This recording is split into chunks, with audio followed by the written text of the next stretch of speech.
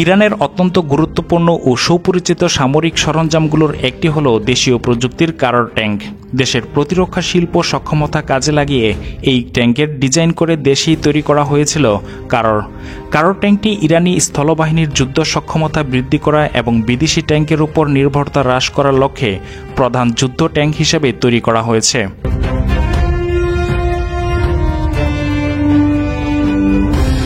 কারর ট্যাঙ্কটি ওজন প্রায় 51 টন।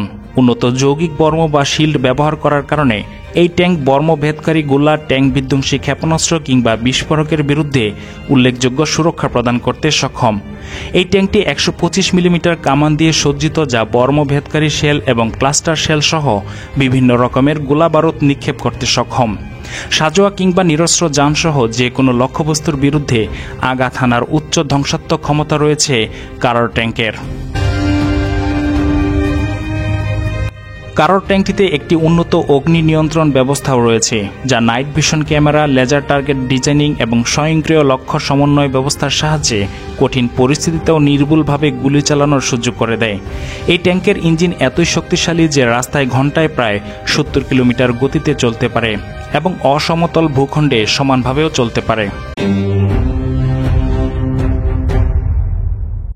কারর ট্যাঙ্কের একটি সুবিধা হলো আধুনিক হুমকি মোকাবেলার ক্ষমতা রয়েছে, সেই সাথে ডিজিটাল কমান্ড এবং গ্রুপ অপারেশনে আরও ভালো সমন্বয়ের সুযোগ করে দেয়। এই ট্যাঙ্কের দেশীয় ডিজাইন ভারী সাজোয়া সরঞ্জাম তৈরি এবং সেনাবাহিনীর যুদ্ধ ক্ষমতা উন্নত করার ক্ষেত্রে ইরানি প্রতিরক্ষা শিল্পের অগ্রগতিরই প্রমাণ বহন করে। সামগ্রিকভাবে কারর ট্যাঙ্কটি স্থল সামরিক সরঞ্জামের ক্ষেত্রে ইরানের স্বয়ংসম্পূর্ণতার প্রতীক এবং দেশের স্থলবাহিনীর প্রতিরক্ষা ক্ষমতা উন্নত করতে গুরুত্বপূর্ণ ভূমিকা রাখতে সক্ষম। সর্বোপরি বলা চলে এটি সম্পূর্ণভাবে দেশজ উৎপাদিত আধুনিক T-72 ট্যাঙ্ক।